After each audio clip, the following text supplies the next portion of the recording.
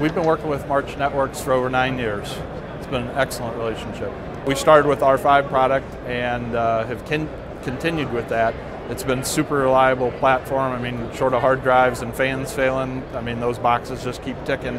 And one of the things I've explained to my customers many times, you know, how many products can you say that were made 9 years ago that I can connect an IP camera to that was released, you know, 6 months ago?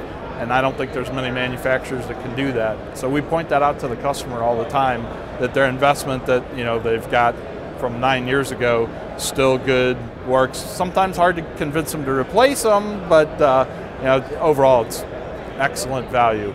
The March 8000 we like a lot because it is a hardware appliance and gives us kind of one throat to choke as opposed to buying a server box from somebody and then your software to load on there. You know, the 8000 March box, you know, does it all, and we expect it to be as reliable as all the other appliance boxes that we've got from you guys.